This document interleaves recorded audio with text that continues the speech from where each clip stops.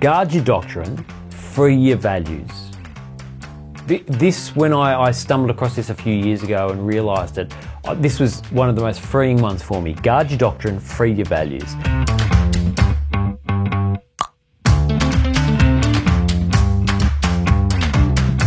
So having considered our biblical values, the next question we want to explore is more of a contextual question for the cultural values of your church. This set of values is trying to answer the question, well, what do we value that is specific to our church and context? Another way of looking at this set of values is to ask the question, well, how do we do things around here? Yes, these values are shared convictions that guide actions, reveal strength of your church, community, for the context you find yourself in. Now, I should give a plug. Will Mancini, who wrote the book Church Unique, is excellent on this particular area. So I've learned a lot from him in this. These values, they guide your decision making. They reveal the strengths of your church. They represent the conscious collective soul, the DNA of your church, because when you're working out what they are, they're trying to uncover the ideals that you have. They define how you do ministry. They act as filters as well for decision making, what we will and we won't do, and springboards for action. So they're this constant reminder for your church of what is important to you. What are the cultural convictions that you have? And they help release leaders within that framework as well for making good decisions in ministry. So it sounds like you might find some of these values here scattered across other churches, but they're more distinctive and contextual for your church and your vision. What are some helpful guidelines if I'm building these from scratch? Yeah, well, just let me give you a few. First one is recognise that in a church plant context as well, some of these are going to develop over time. You're just going to need time to get to know the people that God has given you, and sometimes your own leadership and the context you're in as well. But working through and building these values is a key exercise in articulating what kinds of things you want to shape your culture. So as you start building the church, recognise cement is very wet in church plants. I keep saying it. Cement is very wet. And things will become apparent over time that you may not have expected. Values are not biblical convictions, although they're driven by them. And so they are able to develop and adjust over time. That's the first thing. Just recognise that some of these are going to develop over time. Here's the second one. Where you can, state it positively. It's not a hard and fast rule again, but where you can, state it positively.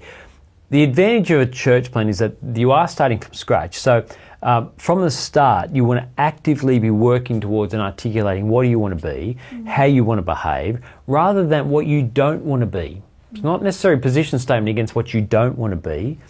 So, for example, we can say we are a church that lives out gospel courage.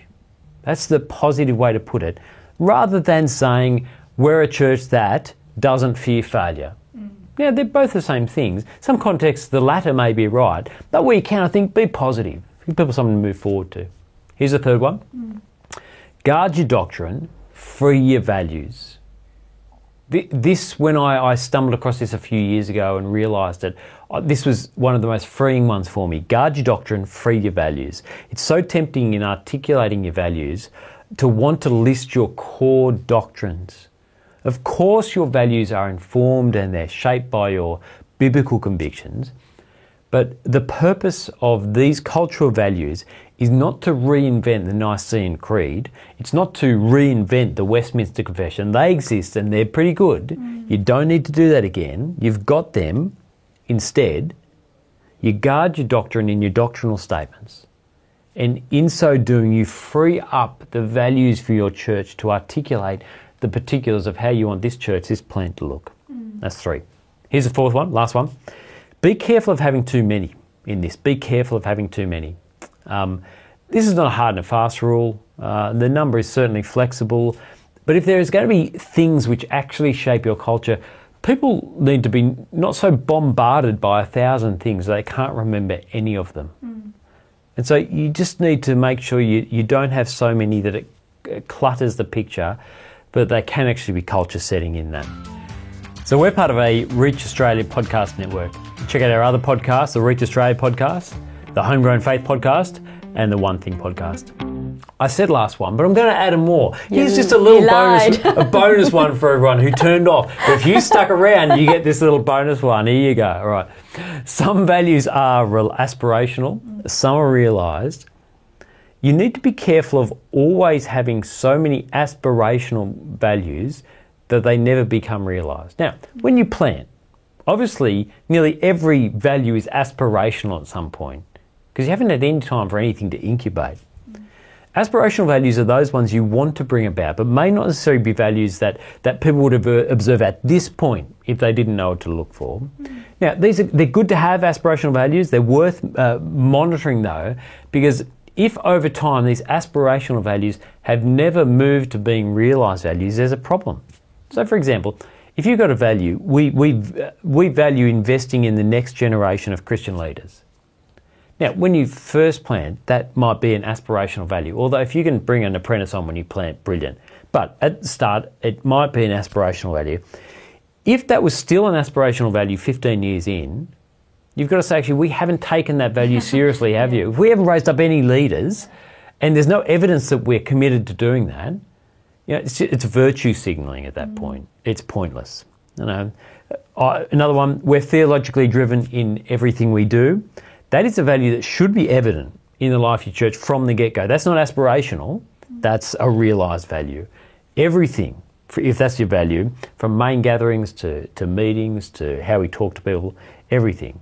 Now, so just to say, so building values, if you've got too many aspirational goals, you may end up in a situation where people become cynical about these values altogether. So you can have aspirational goals, not too many, and make sure you're moving towards them being realised. Okay. So we've got some examples to put a bit of flesh on this, and some you've mentioned. So we're theologically driven in everything we do. We want to raise up the next generation of leaders for our mission here and throughout the world. We believe that teamwork will produce better outcomes than working alone. And lastly, we go out of our way to listen, communicate, support and celebrate what God is doing through one another so that each person and their contribution in ministry is held in high regard. Now, you had another one. We were talking before about this, and there was one of your friends mentioned, someone you admire greatly. What was the value of their church? A friend, my dad. He's my friend. At MBM they have, we don't do pretend. And that is a negative though, so it's a little, it's said in the negative, but that comes out through the sermons and through confessing sin and being genuine about where you're at in your faith.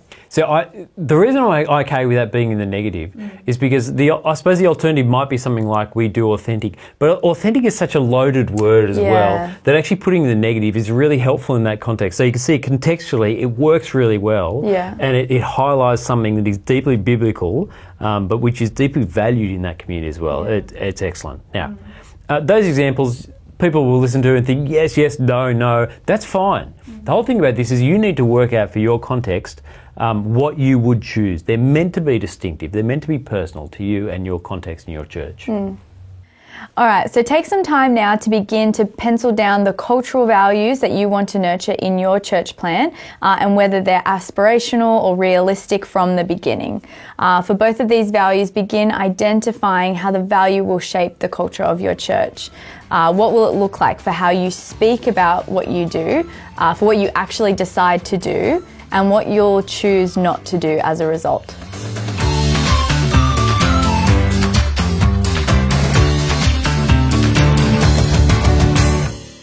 That's it. I liked it. You didn't end on etc. Why did I end on etc. there? etc.